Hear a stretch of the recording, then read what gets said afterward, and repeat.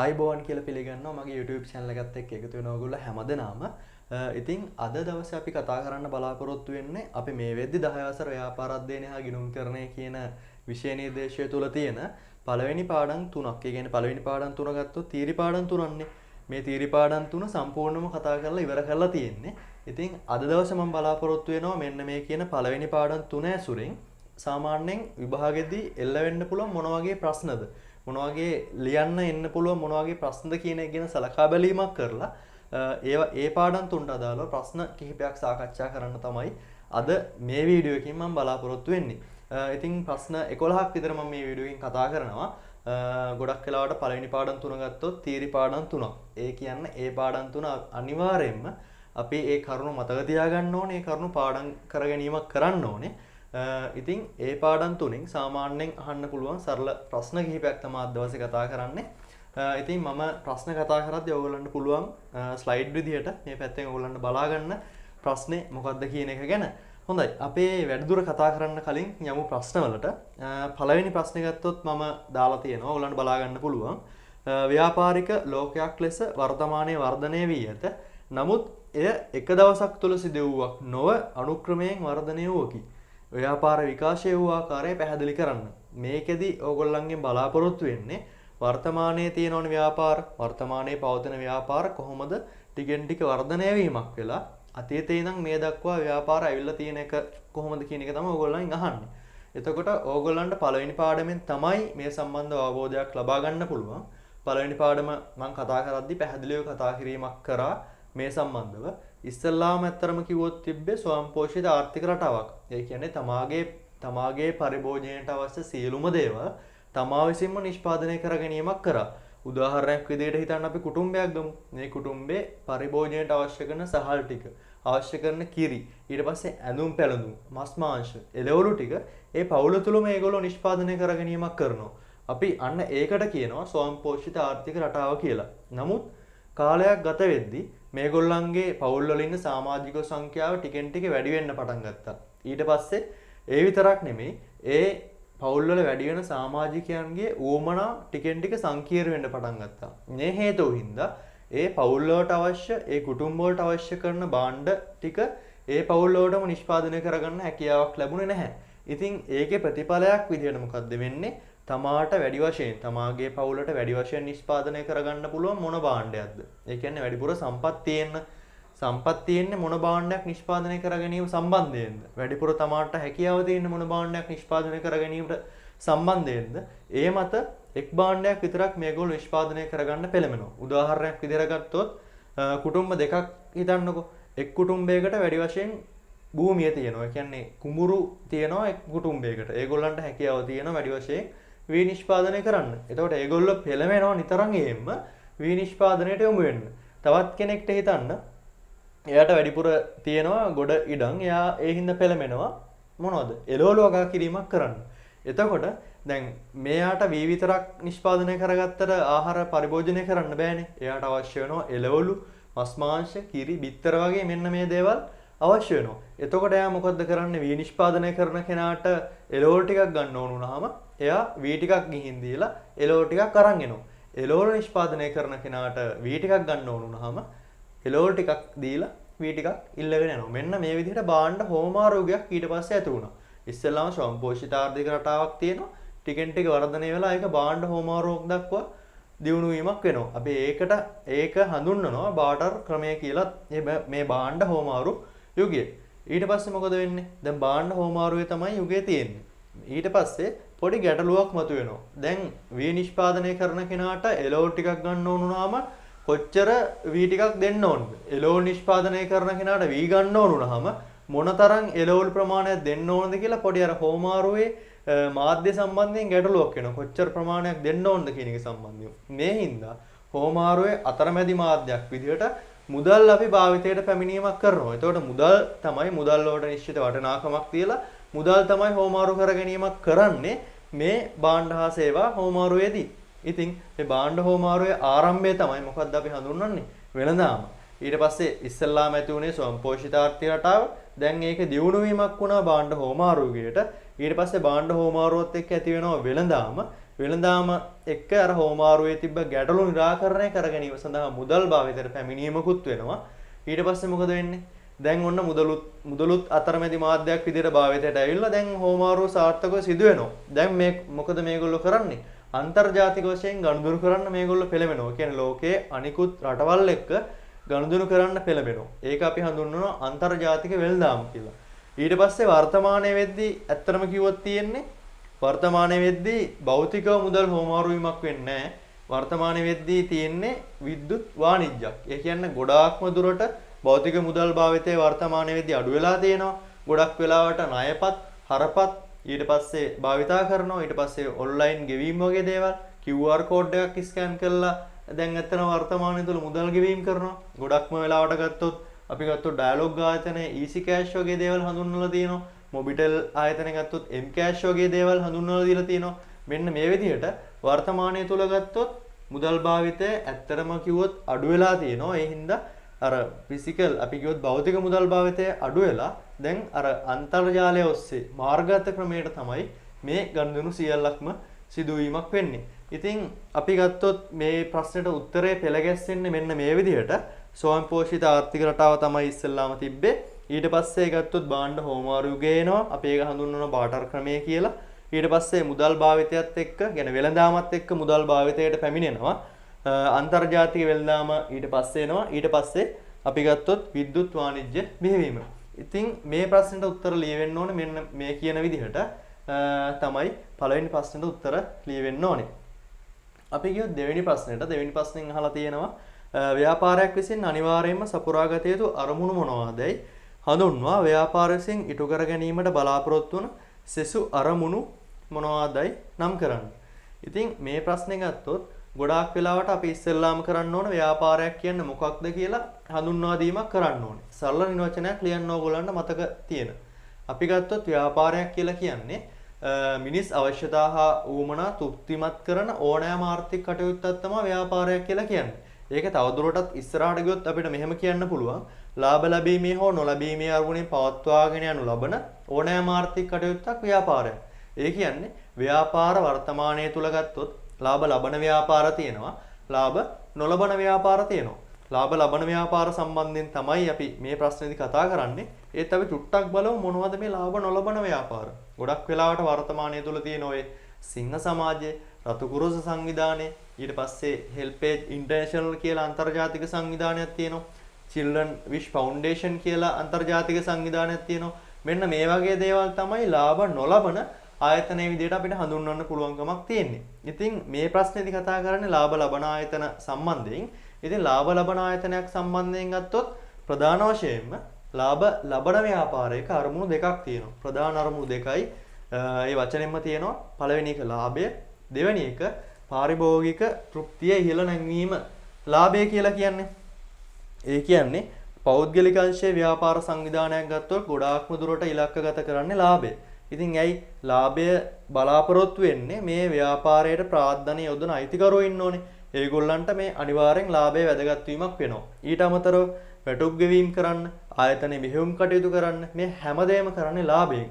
ඒ හින්දා අනිවාර්යෙන් ලාභය ප්‍රධාන වශයෙන්ම ඉලක්කගත කර ගැනීමක් කරනවා පෞද්ගලික අංශයේ මේ ලාභ ලබන ව්‍යාපාර සංවිධානවල. ඊට පස්සේ ගත්තොත් පාරිභෝගික තෘප්තිය ඉහළ නැංවීම. ඒ කියන්නේ පාරිභෝගික තෘප්තිය කියලා කියන්නේ මෙහෙමනේ. ව්‍යාපාරයක වැදගත්ම පාර්ශ්වය තමයි ගනුදෙනුකරුවෝ. එහෙම නැත්නම් පාරිභෝගිකයෝ කියලා අපි හඳුන්වන්නේ. ඉතින් ව්‍යාපාරයේ පැවැත්ම රඳාපවතින්නේ ව්යාපාරය නිෂ්පාදනය කරන භාණ්ඩය හෝ සේවාව හරි ලබා ගන්න ගනුදෙනුකරුවා පාරිභෝගිකයා ආවොත් තමයි මේ ව්‍යාපාරයේ පැවැත්ම රඳාපවත්මක් තියෙන්නේ. රඳාපවතින්නේ. ඒ හින්දා දෙවෙනි අරමුණ වෙනවා පාරිභෝගික තෘප්තිය. ඉතින් ප්‍රධාන වශයෙන්ම ලාභ ලබන ව්‍යාපාරයක මෙන්න මේ අරමුණු දෙක තමයි තියෙන්නේ.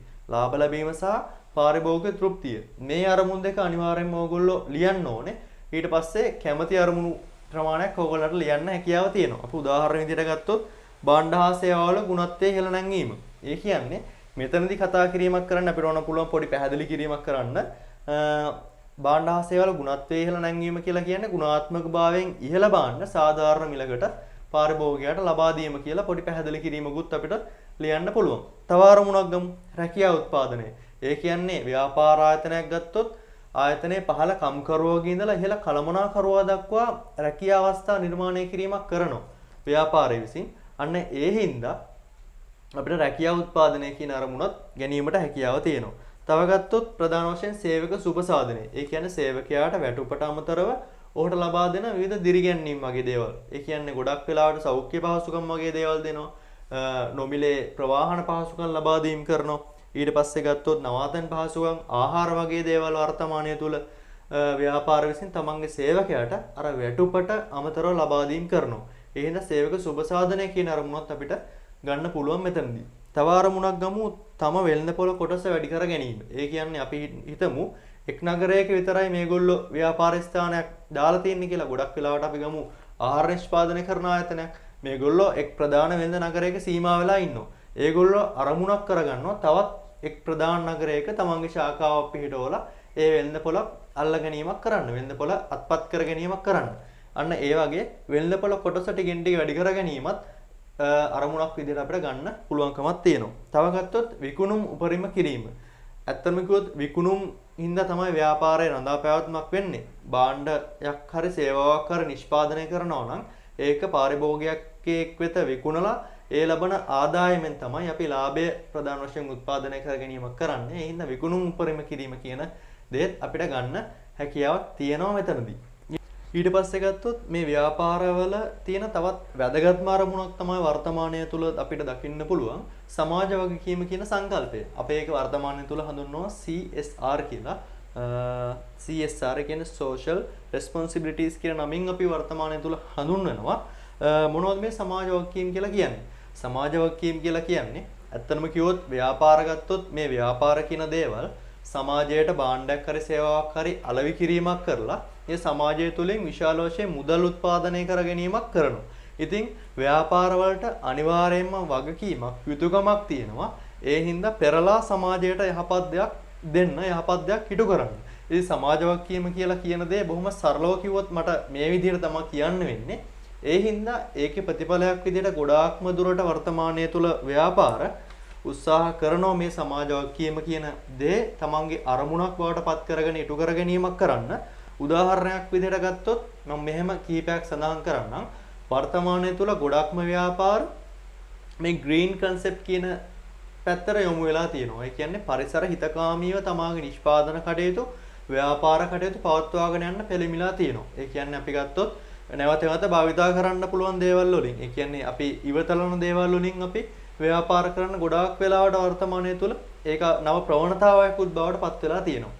තවත් උදාහරණයක් ගත්තොත් රුක් රෝපණ වැඩසටහන් වගේ දේවල් ක්‍රියාත්මක කරන වර්තමානයේ තුල ඊට අමතරව පානීය ජලය සපයන ව්‍යාපෘති, ඒ කියන්නේ පානීය ජලය සපයා ගන්න අපහසු පානීය ජලය නොමැති ගමකට ගිහිල්ලා මේ ව්‍යාපාරය විසින් මොකද කරන්නේ? තමගේ සමාජ වගකීමක් විදිහට ඒගොල්ලන්ට පානීය ජලය සැපයීම වගේ දේවල් ඉටු කරලා දෙනවා. ඊට අමතරව ගත්තොත් පාසල් දරුවන්ට, ඒ කියන්නේ අඩු ආදායම්ලාභී පවුල් වලට නොමිලේ පොත් බෙදා දීම වගේ දේවල් වර්තමානයේ තුල ගොඩක්ම දුරට අපිට දකින්න පුළුවන් දේවල් වෙනවා. ඊට අමතරව පාසල් වලට ගිහිල්ලා ඒ පාසල් වල පන්ති කාමර, පුස්තකාල වගේ දේවල් ඉදි කරන දේවලුත් වර්තමානයේ තුල අපිට දකින්න හැකියාවක් තියෙනවා. ඊට පස්සේ අපි ගත්තොත් ප්‍රධාන වශයෙන්ම අපි අරමුණු කිහිපයක් කතා කරා. අංක 1 උනේ ලාභ ඉපැයීම, ඊට පස්සේ පාරිභෝගික තෘප්තිය ඉහළ නැංවීම, ඊට අමතරව සෙසු අරමුණු ව්‍යාපාරවල තියෙන්න පුළුවන් සෙසු අරමුණු කිහිපයකුත් අපි කතා කිරීමක් කරා.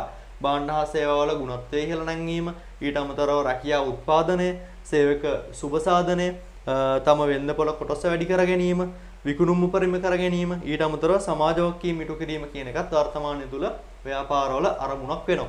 ඉතින් මේ ප්‍රශ්නෙට උත්තර ලියවෙන්න ඕන මෙන්න මේ විදිහට. මේ ටික තමයි මම අර කියපු විදිහට පැහැදිලි කිරීමක් කරලා ලියන්න පුළුවන් නම් හොඳයි. මම මෙතන සටහන් කරලා තියෙන්නේ මේගොල්ලන්ගේ අරමුණු කිහිපය විතරයි. ඔයගලන්ට පුළුවන් මම අර කියෝ විදිහට පොඩ්ඩක් ඒ වාක්‍යයක් දෙකක් ලියලා ඒ අරමුණ පැහැදිලි කිරීමක් කරන්න.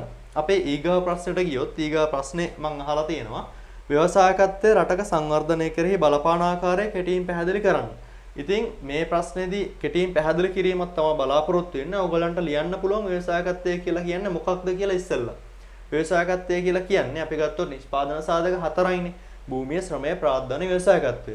එතකොට මේ භූමිය, ශ්‍රමය, ප්‍රාග්ධනය කියන නිෂ්පාදන සාධක 3 නිෂ්පාදනයකට යොදා ගනිමින් කිසියම් ආර්ථික කටයුත්තක නියැලීම අපිට හඳුන්වන්න පුළුවන් ව්‍යවසායකත්වය කියලා බොහොම සරලව. තවත් විදිහකට කිව්වොත් යම්කිසි අවස්ථාවක් උදා කරගෙන ඒ අවස්ථාව ප්‍රයෝජනයට ගැනීම සඳහා සංවිධානයක් නිර්මාණය කිරීමේ ක්‍රියාවලිය ව්‍යවසායකත්වයේ විදිහට අපිට හැඳින්වීමක් කරන්න පුළුවන්. ඊට අමතරව ගත්තොත් අපිට තවත් විදිහකට කියන්න පුළුවන් නව්‍යතා සම්පාදනය එහෙම නැත්නම් අලුත් දෙයක් නිපදවීම ව්‍යවසායකත්වයේ විදිහට හඳුන්වන්නත් අපිට හැකියාවක් තියෙනවා. ඉතින් මේ ප්‍රශ්නෙට අපි මෙන්න මේ විදිහට මම පැහැදිලි කිරීමක් කරන්නම්. ව්‍යවසායකයා කියන පුද්ගලයා සාමාන්‍ය පුද්ගලයෙක් දකින විදිහට දකින කෙනෙක් නෙමෙයි. ඔහු දකිනම ඇත්තටම කිව්වොත් වෙළඳපොළ තුල තියෙන මිනිස්සුන්ගේ තෘප්තිමත් නොවූ ඌමනාවක් දකිනවා. අන්නේ ඌමනාව තෘප්තිමත් කරගන්න ඒ තෘප්තිමත් කිරීම සඳහා ඒ ඌමනාව මේ ව්‍යවසායකයා විසින් ඒක අවස්ථාවක් කරගෙන යම්කිසි භාණ්ඩයක් හෝ සේවාවක් කරේ වෙළඳපොළට ඉදිරිපත් කිරීමක් කරනවා. ඒ තුලින් තමයි කිසියම් වූ ආයතනයක් එහෙම නැත්නම් ව්‍යාපාර සංවිධානයක් බිහිවීමක් වෙන්නේ. ඉතින් මෙන්න මේ විදිහට ආරම්භ වෙනවා. ඒ කියන්නේ ව්‍යවසායකත්වයේ ප්‍රතිඵලයක් විදිහට තමයි වර්තමානයේ තුල ගොඩක් ව්‍යාපාර ආරම්භ වෙන්නේ. ඉතින් ප්‍රශ්නේ අහන්නේ ව්‍යවසායකත්වයේ රටක සංවර්ධනයට කොහොමද දායක වීමක් වෙන්නේ කියලා.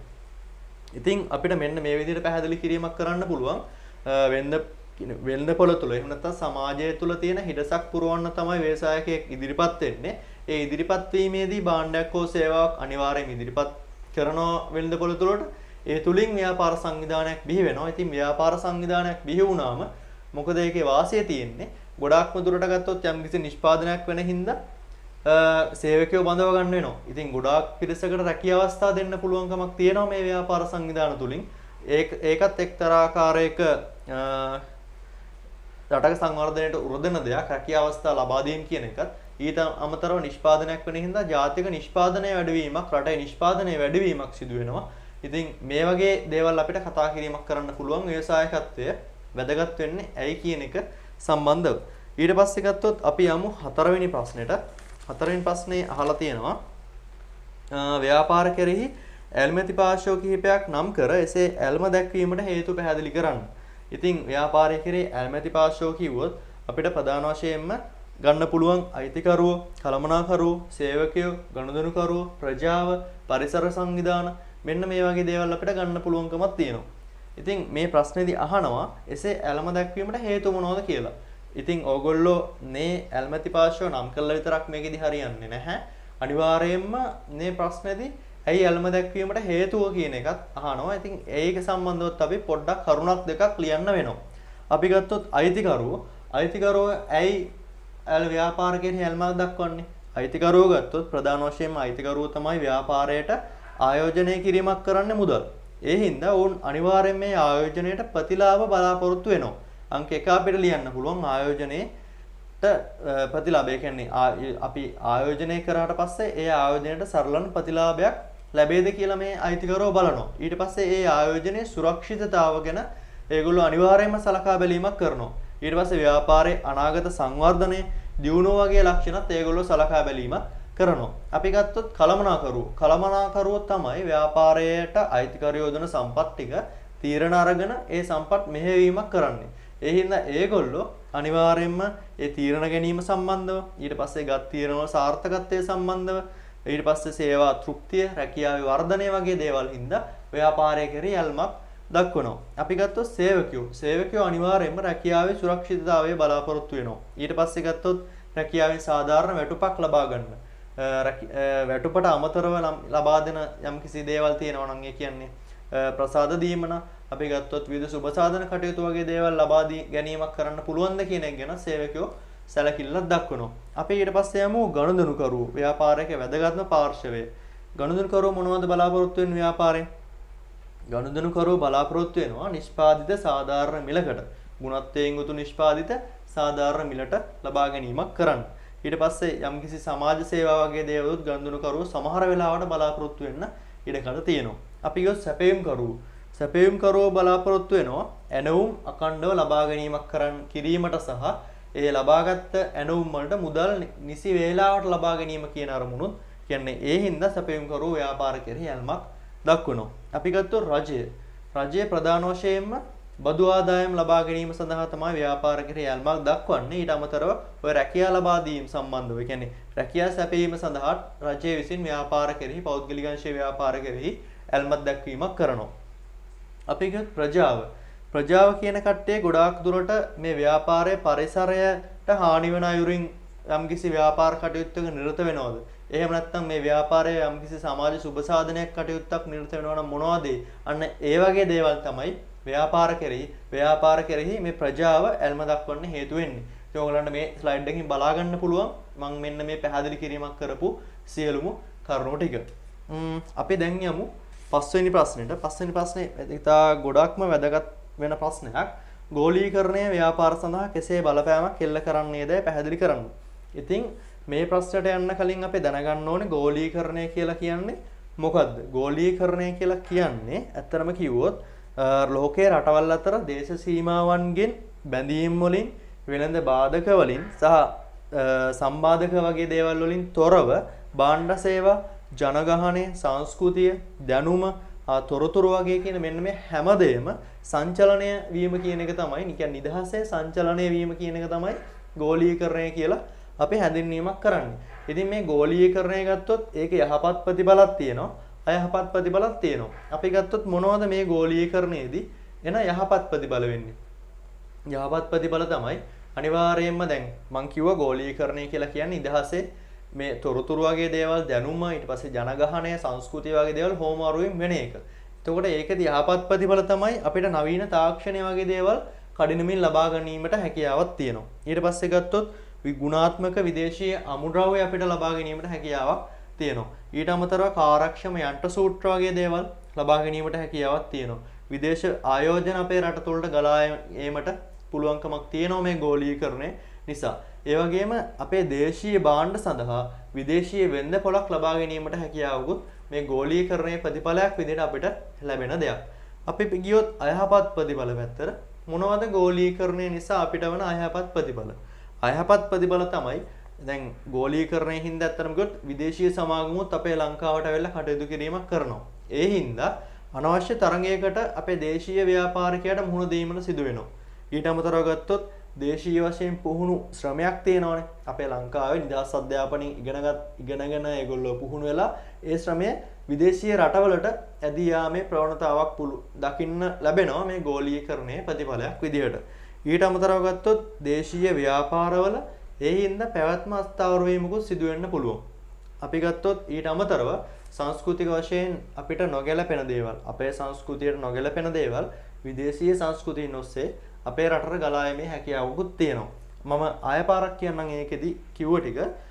ගෝලීකරණයේ ඇත්තරම කියලා කියන්නේ ගෝලීකරණය කියලා කියන්නේ රටවල් අතර බැඳීමකින් තොරව නිදහසේ ඒ අවශ්‍ය තොරතුරු, දැනුම, ඊට පස්සේ ජනගහනය, ප්‍රාර්ථනය වගේ දේවල් ගලා යීම තමයි මේ ගෝලීකරණය කියලා කියන්නේ. ඒකෙදි යහපත් ප්‍රතිඵලක් තියෙනවා, අයහපත් ප්‍රතිඵලක් තියෙනවා. යහපත් ප්‍රතිඵල උනේ නවීන තාක්ෂණය අපිට ලබා ගන්න පුළුවන් වීම, ගුණාත්මක විදේශීය අමුද්‍රව්‍ය අපිට ලබා ගන්න පුළුවන්කම ලැබීම, කාර්යක්ෂම යන්ත්‍ර සූත්‍ර වගේ දේවල් ලබා ගැනීමට හැකියවීම, විදේශීය ප්‍රාර්ථනය රට තුළට ගලා යාම, විදේශීය භාණ්ඩ කියන්නේ දේශීය භාණ්ඩ සඳහා විදේශීය වෙළඳ පොළක් ලබා ගැනීම වගේ යහපත් ප්‍රතිඵලක් තියෙනවා.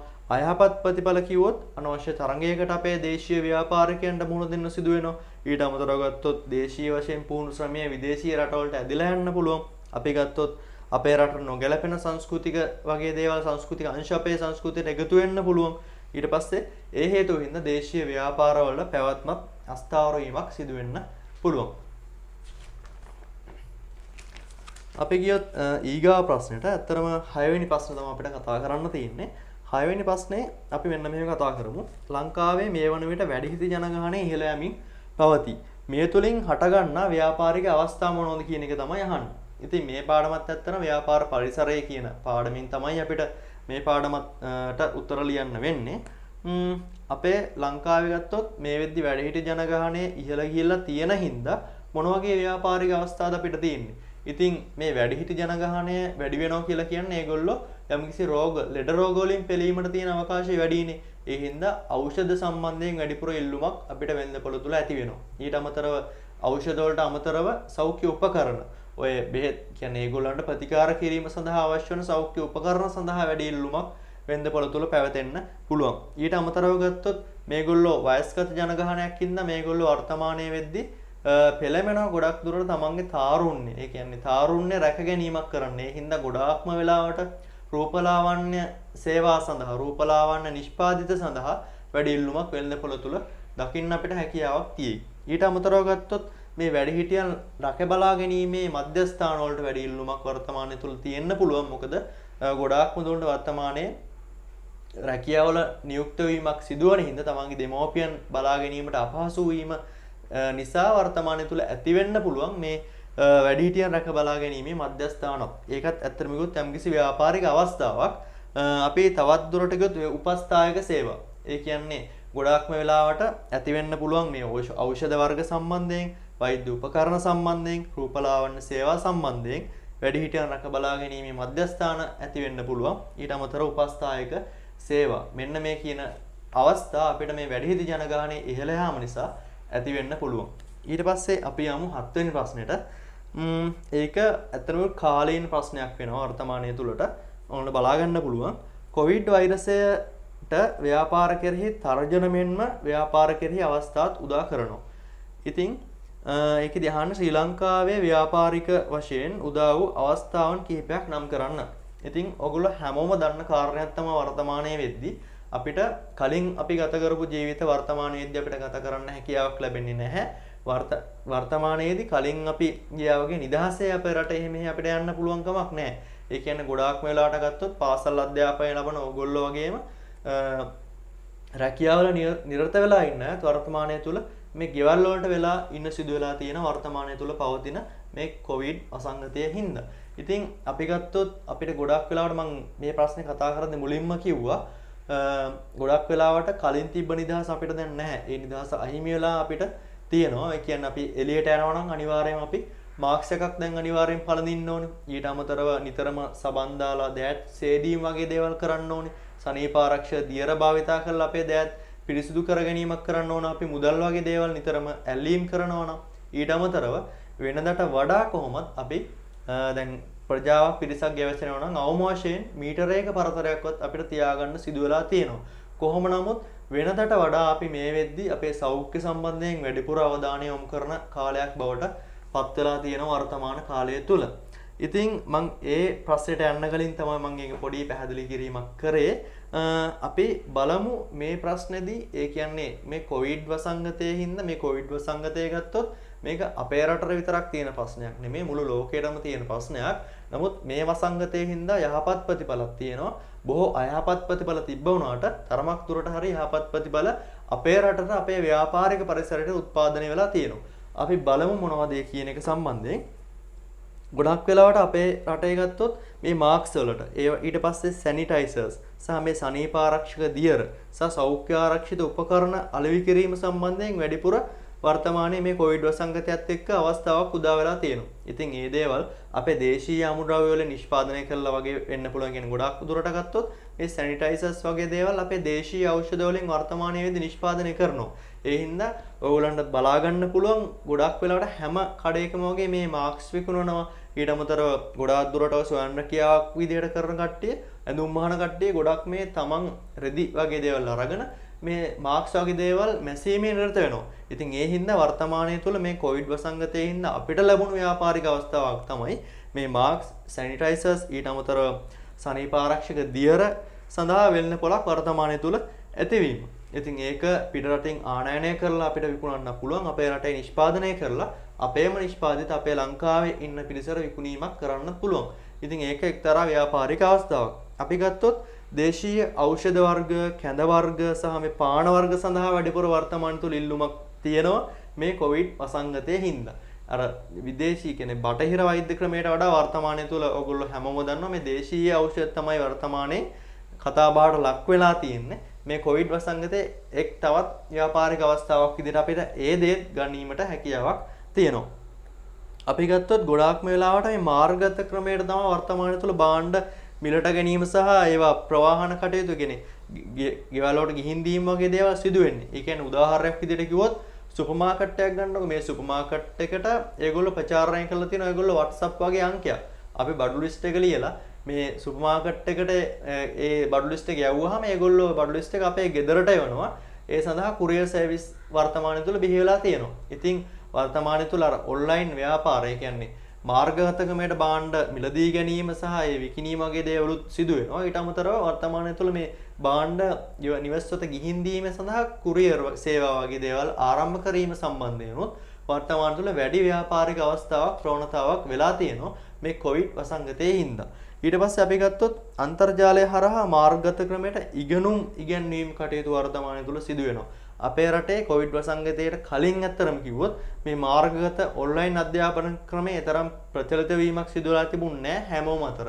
මේ හේතුව හින්දා මේ කොවිඩ් වසංගතයේ හින්දා ගොඩාක් දුරට පාසල් ශිෂ්‍යයින් පවා අද ඉන්නේ ගෙවල් වල ඒ හින්දා මේ Zoom වගේ Microsoft වගේ app වලින් WhatsApp වගේ දේවල් වලින් ගොඩාක් දුරට මේ මාර්ගගත ක්‍රමයට අධ්‍යාපනය ලැබීම කියන දේවල් වර්තමානයේ තුල ගොඩාක් ඉහළට ඇවිල්ලා තියෙනවා. ඒකත් හොඳ ප්‍රවණතාවක් මේ කොවිඩ් හින්දා අපිට හම්බෙච්ච. කියන්නේ එක්තරා ව්‍යාපාරික අවස්ථාවක්.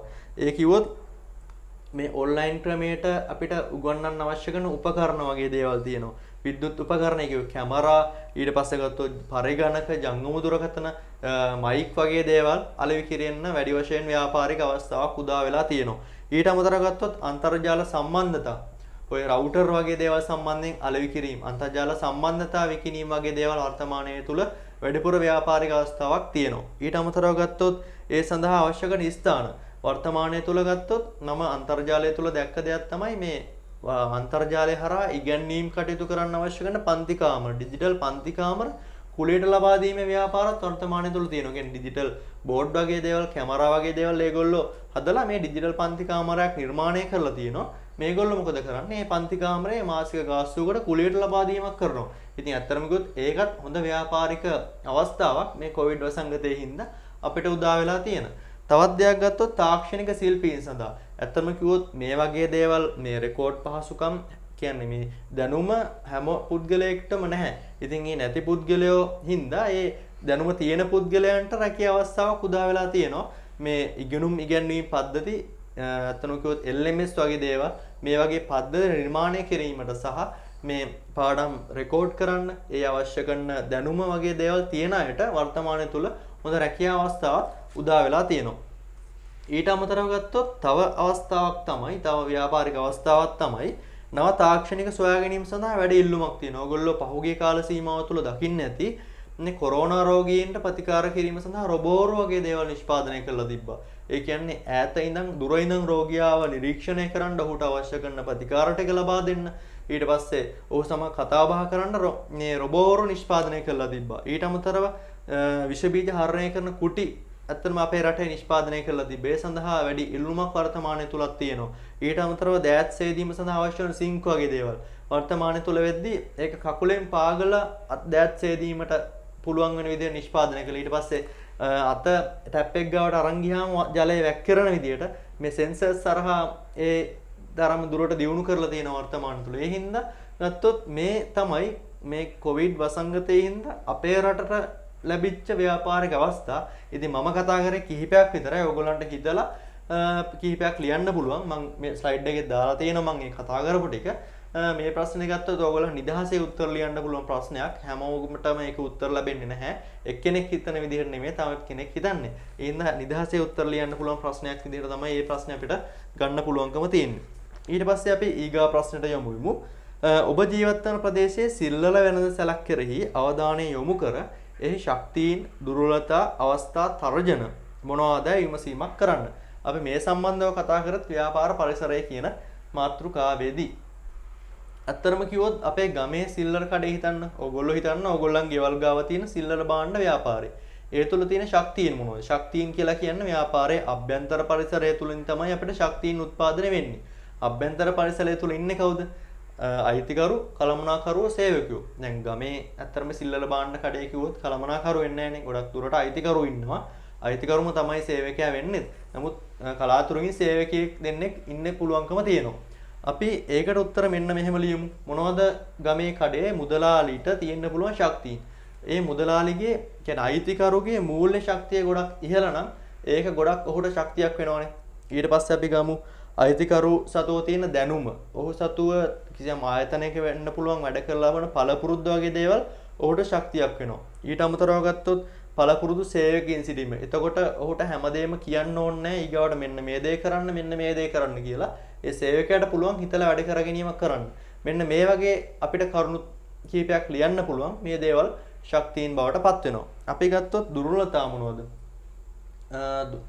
ඉහළ මූල ශක්තියක් තිබීම ශක්තියක් වෙනවා නම් අයිති මේ ව්‍යාපාරයට අයිතිකරුගේ තියෙන මූල්‍ය අපි ගත්තොත් ඒකට කියනවා දුර්වලතාවය නැත්නම් පිරිහීම වගේ දෙයක් අපිට ගන්න පුළුවන්. ඒ හේතුව හින්දා ව්‍යාපාරයට යම්කිසි දුර්වලතාවයක් වෙන්න පුළුවන්. තව ගත්තොත් දුර්වල කළමනාකරණය අයිතිකරුගේ. ඊට පස්සේ ගත්තොත් පුහුණු සේවකයන් නොමැතිවීම.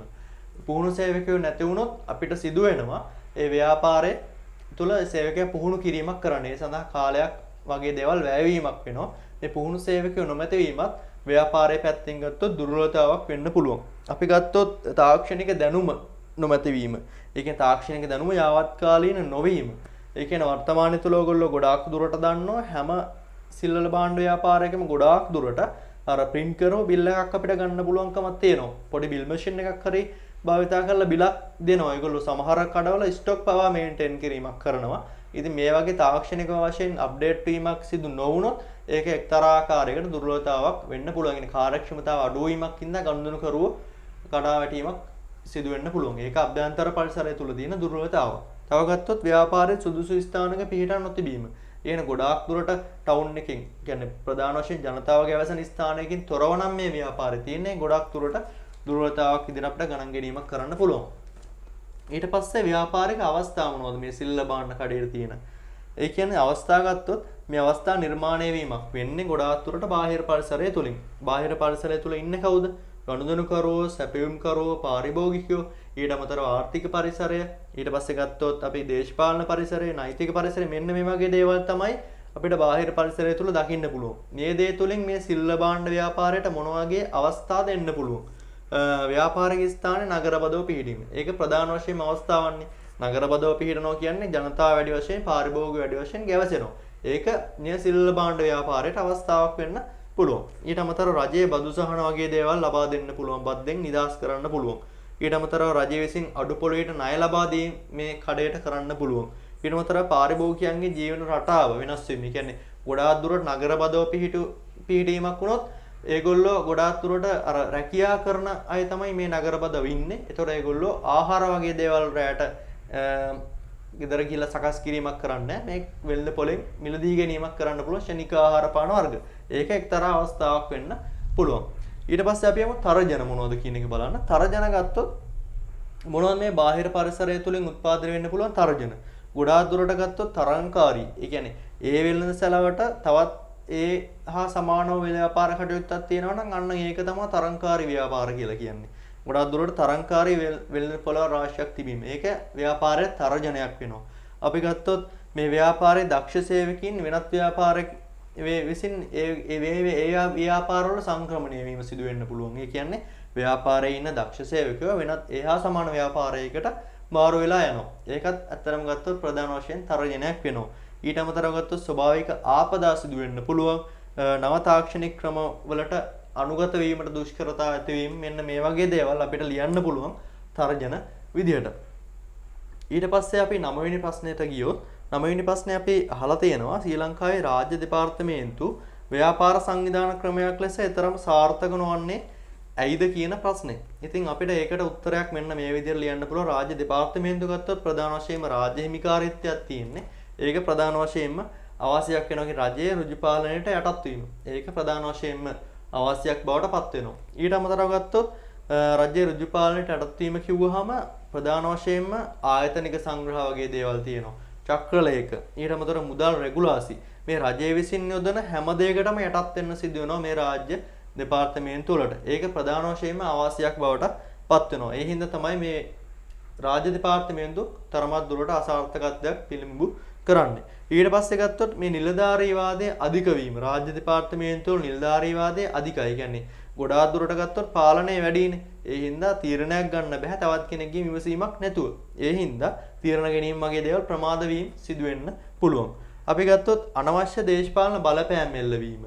කියන්නේ දේශපාලන වශයෙන් සිදුවන අතගැසීම් හින්දා රාජ්‍ය දෙපාර්තමේන්තුව අකාර්යක්ෂමතාවක් ඇති වෙන්න පුළුවන්. ඊට පස්සේ නොමිලේ අත්‍යවශ්‍ය සේවාවන් පවත්වාගෙන යාම නිසා ව්‍යාපාරික මුහුණුවරක් නැහැ. ඒ කියන්නේ ලාභය පෑරීමට අරමුණක් නැති හින්දා මේගොල්ලෝ කරන්නේ අත්‍යවශ්‍ය සේවාවන් තමයි නොමිලේ පවත්වාගෙන යාමක් කරන්නේ. ඒකත් යම්කිසි තත්වයක උරදීමක් වෙන්න පුළුවන් මේ රාජ්‍ය දෙපාර්තමේන්තුව තුළ තියෙන අසාර්ථකත්වයට. තව එකක් ගත්තොත් රජයේ සමහර නිලධාරීන් මේ පරිපාලන කළමනාකරණ ශේෂ්ත්‍රයන්ට දක්ෂ පුද්ගලයෝ වෙන්නේ නැහැ. ඒගොල්ලෝ ගොඩක් වෙලාවට දේශපාලන පත්වීමකින් තමයි ඒ තැන් වලට ගිහිල්ලා තියෙන්නේ.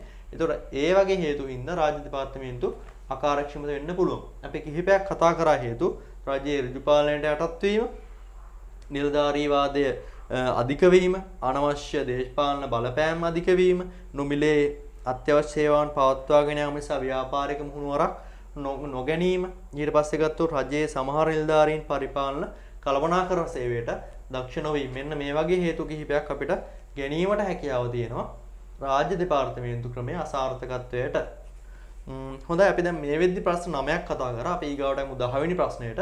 හොඳයි, අපි දැන් කතා කරමු 10 වෙනි ප්‍රශ්නය. අතරම 10 වෙනි ප්‍රශ්නේ මම දාලා තියෙන්නේ ව්‍යාපාර සංවිධාන කියන මාතෘකාවේ. මේ ප්‍රශ්නය තුලින් තනි පුද්ගල ව්‍යාපාර සහ හවුල් ව්‍යාපාර කියන පාඩම් කොටස් දෙක තමයි කවර් වීමක් වෙන්නේ. මේ වගේ ප්‍රශ්නයක් ගොඩක් වෙලාවට විභාග පේපර් එකේ අහන්න ඉඩකඩ වැඩි. අහපු වාරත් ඇත්තටම කිව්වොත් ගොඩක් තියෙනවා. අපි යමු 10 වෙනි ප්‍රශ්නෙට. ඒ ප්‍රශ්නේ මම ඔයගොල්ලන්ට බලා ගන්න පුළුවන්. බිමල් සහ සුනිමල් උසස් පෙළ විභාගයේ අවසන් කර ව්‍යාපාරයක් ආරම්භ කිරීමේ අපේක්ෂාවෙන් සිටි. බිමල්ට තම පියා විසින් ඉතුරු කරගත් රුපියල් ලක්ෂයක මුදලක් ලබා දුන් අතර ව්‍යාපාරික ස්ථානය ලෙස තම නිවසේම කොටසක් යොදා ගැනීමට අපේක්ෂා කරයි. මොහු සතුව ඉහළ කළමනාකරණ දැනුමක් පවතින අතර ස්වාධීන තීරණ ගැනීමට දැඩි කැමැත්තක්ද දක්වයි. එපමණක් නොව ඔහුගේ නිවස තුළම ව්‍යාපාරය පවත්වාගෙන යන බැවින් සම්පූර්ණ කාලයම ව්‍යාපාරයේ දියුණුව වෙනුවෙන් යෙදවිය හැකියි. සුනිමල්ගේ අදහස නම් ව්‍යාපාරය තනිව ආරම්භ කිරීමට නොහැකි බවයි. ඔහු මිතුරන් කිහිප දෙනෙකු හා එක්ව ව්‍යාපාරයක් ආරම්භ කිරීමට අපේක්ෂා කරන අතර ඒ සඳහා වෙනම ස්ථානයක් කුලී පදනම් මත ලබා ගැනීමට අපේක්ෂා කරයි. එතකොට මේක ඇත්තටම කිව්ව ඡේදයක් වගේ දීලා තියෙන්නේ. ඒකෙදී ප්‍රශ්න අහලා තියෙනවා කිහිපයක්. පළවෙනි ප්‍රශ්නේ අහලා තියෙනවා බිමල්ට ආරම්භ කිරීමට සුදුසු ව්‍යාපාර වර්ගය කුමක්ද? අපි බලන්නේ ප්‍රශ්නේ බිමල් ගැන කියවෙන්නේ කොතනද කියලා. බිමල් කියනවා බිමල්ට පියා විසින් ඉතුරු කරගත් රුපියල් ලක්ෂයක මුදලක් දෙනවලු. ඒතකොට ව්‍යාපාරික ස්ථානයේ විදිහට තමාගේ නිවසේම කොටසක් තමා භාවිතා කරන්නේ. ඔහු සතු ඉහළ කළමනාකරණ දැනුමක් තියෙනවා සහ ස්වාධීන තීරණ ගැනීමට මෙයා කැමැත්තක් දක්වනවා. ඉතින් මොකද්ද මෙයාට ආරම්භ කරන සුදුසුම ව්‍යාපාර සංවිධාන ක්‍රමය? තනි පුද්ගල ව්‍යාපාර සංවිධාන ක්‍රමය තමයි මෙයාට සුදුසු. එහෙම නැත්නම් අපි ඒකට තවත් නමක් කියනවා කේවල ස්වාමි ව්‍යාපාර සංවිධාන ක්‍රමය. කියන්නේ අයිතිය එක් පුද්ගලයා එක අයිතිකරුවා ඉන්නේ කේවල ස්වාමි ව්‍යාපාර සංවිධාන ක්‍රමයක් කියලා ලිව්වත් උත්තරේ වරදක් නැහැ. අපි දෙවෙනි ප්‍රශ්නට ඔබ එලෙස යෝජනා කිරීමට හේතු ලෙස දක්වන්නේ මොනවාදයි පැහැදිලි කරන්න. ඉතින් මම ඉස්සෙල්ලත් පැහැදිලි කිරීම කතා කරා මේකෙදි ඔහු ස්වාධීන තීරණ ගන්න කැමතියි. එතකොට ඔහු සතු ඉහළ කළමනාකරණ දැනුමකුත් තියෙනවලු. ඊට අමතරව පූර්ණ කාලයම ව්‍යාපාරයට යොදවන්න පුළුවන් කියලාත් මෙතෙන්දී කියනවා. කියන්නේ එපමණක් නොව ඔහුගේ නිවස තුළම ව්‍යාපාරය පවත්වාගෙන යන බැවින් සම්පූර්ණ කාලයම ව්යාපාරය දියුණුවට යොදවන්න පුළුවන්. ඉතින් මේකෙදි අහන්නේ අපි පළවෙනි ප්‍රශ්නෙට උත්තරයක් විදිහට ලියනවානේ. කිසියම් ව්‍යාපාර සංවිධාන ක්‍රමයක් අන්නේ ව්‍යාපාර සංවිධාන ක්‍රමය ඔයා යෝජනා කරන්න හේතු මොනවද? දැන් අපි ලිව්වා තනි පුද්ගල ව්‍යාපාර ක්‍රමයක් කියලා. මෙයාට සුදුසු. ඒ කියන්නේ බිමල්ට සුදුසු තනි පුද්ගල ව්‍යාපාර සංවිධාන ක්‍රමයක්. දැන් ඔයා දෙවෙනි ප්‍රශ්නේ ලියන්න ඕනේ. ඇයි මේ තනි පුද්ගල ව්‍යාපාර සංවිධාන ක්‍රමයක් බිමල්ට සුදුසු වෙන්නේ කියලා. මේ ප්‍රශ්නේදී ඇත්තටම කිව්වොත් බිමල් කියනවා බිමල්ට ස්වාධීන තීරණ ගන්න ඔහු දැඩි කැමැත්තක් තියෙනවා. බිමල් ස්වාධීන විදිහට තීරණ ගන්න. ඒ කියන්නේ තනියම තීරණ ගන්න බිමල් කැමතියි. එතකොට ඒක එක්තරා විදිහට හේතුවක් විදිහට ලියන්න පුළුවන්. ඊට පස්සේ බිමල්ට කළමනාකරණ හැකියාවක් තියෙනවා. බිමල්ට තියෙනවා ඉහළ කළමනාකරණ හැකියාවක්. ඉතින් තනි පුද්ගල ව්‍යාපාරයේ අයිතිකරුවෙක්ට ඉහළ කළමනාකරණ හැකියාවක් තියෙන්න ඕනේ. ඊට පස්සේ ගත්තොත් ඔහුට පුළුවන් පූර්ණ කාලයම ව්‍යාපාරයේ දියුණුව වෙනුවෙන් යොදවන්න. මොකද ඔහුගේ නිවස තුළම කොටසකින් තමයි මේ ව්‍යාපාරය කරගෙන යන්නේ. එතකොට පූර්ණ කාලයම එයාට යොදවන්න පුළුවන් ව්යාපාරයේ දියුණුව වෙනුවෙන් පූර්ණ කාලයෙම යෙදීමට හැකියවීම. අපිට තුන්වෙනි හේතුව විදිහට ලියන්න පුළුවන්. ඊට අමතරව මේ කොටසේ කියලා නැති මේ තනි පුද්ගල ව්‍යාපාරවල වාසි කිහිපයක් ඔයා ලියන්න. අපි ගත්තොත් පහසුවෙන් ආරම්භ කිරීම. තනි පුද්ගල ව්යාපාරයක් පහසුවෙන් ආරම්භ කරන්න පුළුවන්. පහසුවෙන් ආරම්භ කිරීමට හැකියවීම. ඊට අමතරව ගත්තොත් ඔය නීතිමය බලපෑම් වගේ දේවල් අඩුයි. නීතිමය බලපෑම් අඩුවීම ඒ වගේ හේතුවක් ලියන්න පුළුවන්. ඊට අමතරව අඩු ප්‍රාර්ථනයකින් ආරම්භ කරන්න පුළුවන්. අඩු ප්‍රාග්ධන අවශ්‍යතාවක් තමයි මේකේ තියෙන්නේ. ඉතින් මෙන්න මේ වගේ හේතු කිහිපයකින් ඔයා පළවෙනිට ලියපු උත්තරේ ඔයාට පුළුවන්කමක් තියෙනවා සනාථ කිරීමක් කරන්න. ඒකෙදි අහන්නේ නේද?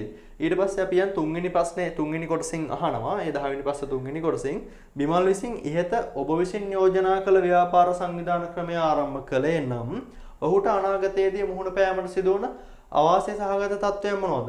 මේ මොකද්ද ව්‍යංගයෙන් අහන්නේ? මේ තනිපුද්ගල ව්‍යාපාර ක්‍රමයේ තියෙන මේ තනිපුද්ගල ව්‍යාපාර ක්‍රමයේ තියෙන අවාසි ටික තමයි මෙතනදී අහන්නේ. අන්න ඒක තමයි තුන්වෙනි ප්‍රශ්නෙන් ඔය අහලා තියෙන්නේ. මොනවද අවාසි තියෙන්නේ? මෙතනදී ඔයා ආරම්භ කරන තනිපුද්ගල ව්‍යාපාර ක්‍රමයන්නේ. මෙයාගේ වගකීම අසීමිත වීම කියන එක අපිට ගන්න පුළුවන්.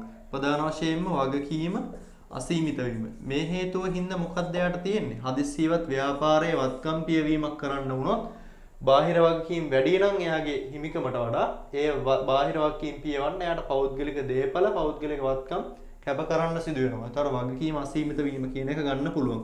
ඊට පස්සේ නෛතික පුද්ගලභාවයක් ව්‍යාපාරයට නැහැ. නෛතික පුද්ගලභාවයක් නොමැති වීම. කියන්නේ ව්‍යාපාරයේ නමින් කටයුතු කරන්න බෑ. බිමල්ගේ සම්පූර්ණ නමින් තමයි නීති ඉදිරියේදී කටයුතු කරන්න වෙන්නේ. ඒකත් ප්‍රධාන වශයෙන් ගත්තොත් අවශ්‍යයක් වෙනවා. ඊට පස්සේ අඛණ්ඩ පැවැත්මක් නැහැ. බිමල්ගෙන් පස්සේ ව්‍යාපාරය පවතින්නේ නැහැ. බිමල් හදිස්සියක් වෙලා යම්කිසි හේතුවක් හින්දා අසනීප වුණොත්, එයා මිය ගියොත්, ඊට පස්සේ එයා බුන්නත් වුණොත් මේ වගේ හේතු හින්දා අඛණ්ඩ පැවැත්මක් නැතුව යනවා. ඒකත් එක්තරා ආකාරයක අවශ්‍යයක් වෙනවා. අඛණ්ඩ පැවැත්මක් නැතිවීම. ඊට අමතරව ගත්තොත් ප්‍රාර්ථන රැස් කර ගැනීම දුෂ්කරතාවක් තියෙන්න පුළුවන්. මොකද තනි පුද්ගල ව්‍යාපාරයක් නම් අනිවාර්යෙන් බැංකුවකට ගියොත් අනිවාර්යෙන් ඒ ව්‍යාපාරයේ බිස්නස් රෙජිස්ට්‍රේෂන් එක කියන්නේ ලියාපදිංචිය අනිවාර්යයෙන්ම සලකා බලනවා මේ ණයක් ලබා දෙන්න කලින්. එතකොට අපසුරකින් වගේ දේවල් ඉල්ලා හිටිනවා. ඉතින් ගොඩක් වෙලාවට මේ තනි පුද්ගල ව්‍යාපාරයක් ආරම්භ කරන පුද්ගලයෙකුට අපසුරකුම් තිබීමේ හැකියාවක් නැහැ. ඉතින් මෙන්න මේ ප්‍රාර්ථනය සම්පාදනය කර ගැනීමේ ගැටලු පැවතීම කියන එක ගන්න පුළුවන් මෙතන. ප්‍රාර්ථනය සම්පාදන ගැටලු. මෙන්න මේ වගේ උත්තර කිහිපයක් ඔයගොල්ලන්ට පුළුවන් ලියන්න ඒ කොටසටත්. ඊගාව කොටසට ගියොත් එම අවාසි සහගත තත්ත්වයන් මගහරවා ගැනීමට ඔබ විසින් ඉදිරිපත් කරන යෝජනා මොනවද කියලා අහන්න. යෝජනා පැහැදිලි කරන්න. ප්‍රධාන වශයෙන්ම ලියන්න පුළුවන් දැන් මෙයාට දැන් ඉන්නේ තනිපුද්ගල ව්‍යාපාර ක්‍රමයකනේ. එතකොට වගකීම අසීමිත නෛතික පුද්ගලභාවය ගැනට වඩා ගොඩක් වෙලාවට හිතනවා නම් මේ ප්‍රාර්ථනීය පැත්තෙන් අපි ගියොත් ඔයාට ගොඩාක් හොඳයි හවුල් ව්‍යාපාරයක් පැත්තට යොමු වෙන එක. හවුල් ව්‍යාපාර ක්‍රමයකට ව්යාපාර සංවිධාන ක්‍රමය මාරු කිරීම කියලා අපිට ලියන්න පුළුවන්. එතකොට ඒකෙදි සමහරක් මේ තනිපුද්ගල ව්‍යාපාරයක තියෙන අවශ්‍ය මග හැරෙනවා. මොකද කිහිප දෙනෙක් එකතුලා තීරණ ගන්න පුළුවන්. විවිධ දක්ෂතා තියෙන කිහිප දෙනෙක් අපි එකතු කරගත්තොත් අපිට තීරණ ගැනීම සාර්ථක කරගන්න හැකියාවක් තියෙනවා. ඊට අමතරව ප්‍රාර්ථනය අපිට පුළුවන් වැඩි ප්‍රමාණයක් තනිපුද්ගල ව්‍යාපාර වලට වඩා අපිට ලබා ගැනීමක් කරන්න. හැබැයි මේ අවශ්‍ය මග හැරෙන්නේ නැහැ. වගකීම් අසීමිත නෛතික පුද්ගලභාවය නොමැතිවීම අඛණ්ඩ පැවැත්ම වගේ දේවල්. එහෙමනම් එයාට හැකියාවක් තියෙනවා නම් පුළුවන් සීමා සහිත පෞද්ගලික සමාගමක් විදිහට සීමා සහිත පුද්ගලික සමාගමක් විදිහට ආරම්භ කිරීමක් කරන්න. නමුත් මෙතනදී බලාපොරොත්තු වෙන්නේ මේ හවුල් ව්‍යාපාරයක් විදිහට ව්‍යාපාර සංවිධාන ක්‍රමය මාරු කිරීම කියන උත්තරේ. අපි ඒක ගමු මේ ප්‍රශ්නට උත්තරේ විදිහට. ඊට පස්සේ අහනවා සුනිමල්ට ආරම්භ කිරීමට සුදුසු ව්‍යාපාර සංවිධාන ක්‍රමය මොකක්ද? සුනිමල් මොකද කියන්නේ බලන්න.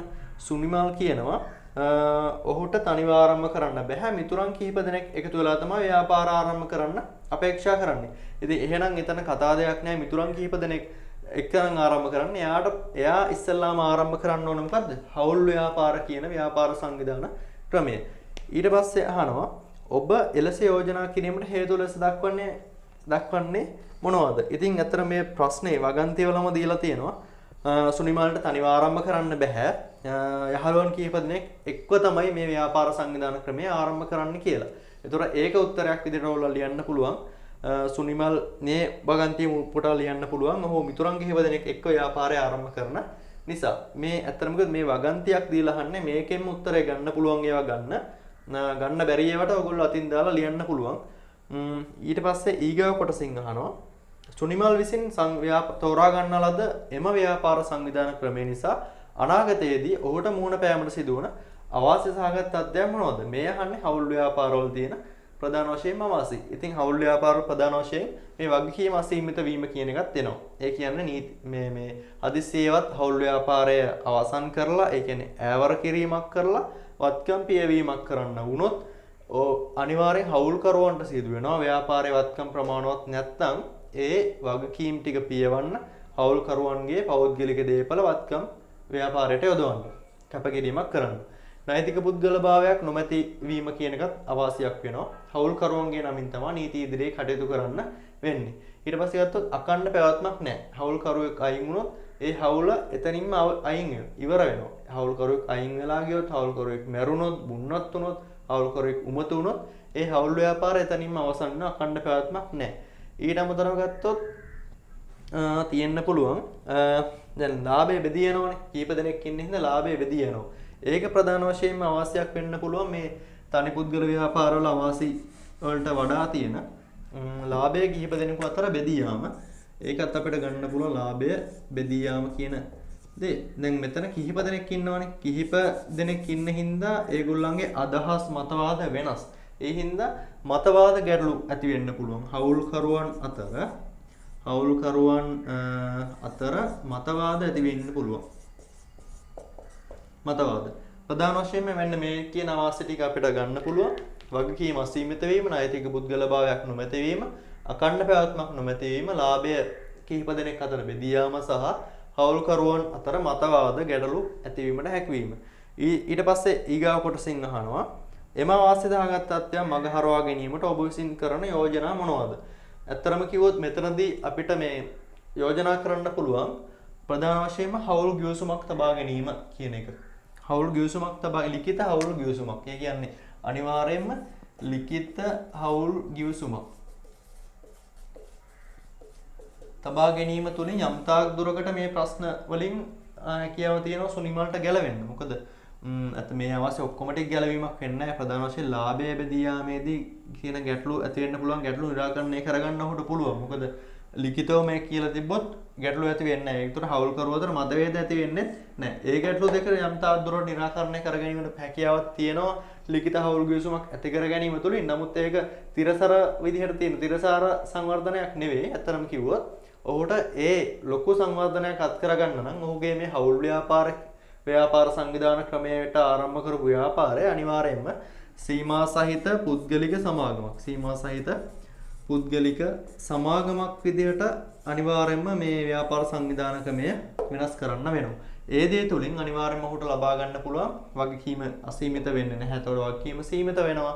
නෛතික පුද්ගලභාවයකුත් එයාට හම්බ වෙනවා. අකණ්ඩ පැවැත්මකුත් හම්බ වෙනවා. හවුල්කරුවෙක් අයින් වෙලා ගියා වගේ නැති වෙන්නේ නැහැ. අකණ්ඩ පැවැත්මක් තියෙනවා. ලාභය තරමක් දුරට බෙදී යාමක් තියෙනවා. මතභේද ගැටලුත් ඇතිවීමක් වෙන්නේ නැහැ. මොකද සාමූහික ව්‍යවස්ථාවලින් මේ හැමදේම පාලනය කරන නිසා. ඉතින් මම හිතන්නේ ඒ ප්‍රශ්නේදී අහලා තියෙන්නේ බලාපොරොත්තු වෙන්නේ ඔන්න ඔය ටික. මම කතා කරන්න බලාපොරොත්තු වෙන්නේ මේ වීඩියෝ එකෙන් අපි මේ වෙද්දි තියරි පාඩම් තුන කතා කරලා ඉවර හින්දා ඒ පාඩම් තුන නැවත මතක් කර ගැනීමක් තමයි මම මේ වීඩියෝ එකෙන් කරන්න බලාපොරොත්තු වෙන්නේ. මම හිතන්නේ ඔයගොල්ලෝ මේ වීඩියෝ එක මුලින් ඉඳන්ම බලන්න ඇති. මම හිතන්නේ ඒ හින්දා හොඳ දැනුමක් ඔයගොල්ලන්ට එන්න ඇති. පාඩම් ටික මතක් වෙන්න ඇති හව පාරක්. ඉතින් මම ඉල්ලා හිටනවා මේ වීඩියෝ එක ඔයගොල්ලෝ නැවත පුළුවන් නම් බලන්න. එතකොට ඔයගොල්ලන්ට අමතක වෙලා තියෙන කොටසක් තියෙනවා නම් මතක් කරගන්න හැකියාවක් ලැබෙයි. පුංචි ඉල්ලීමක් තියෙනවා. මේ වීඩියෝ එක ඔයගොල්ලෝ බැලුවා වගේම යාළුවෙක්ටත් බලන්න පුළුවන් හැකියාවක් දෙන්න පුළුවන් නම් ඔයාලට මේ වීඩියෝ එක ෂෙයා කරන්න කියලා ඔයගොල්ලන් ඉල්ලා සිටිනවා. ඉතින් මේ වීඩියෝ එක බලපු ඔයගොල්ලෝ හැමදෙනාටම ස්තුතියි.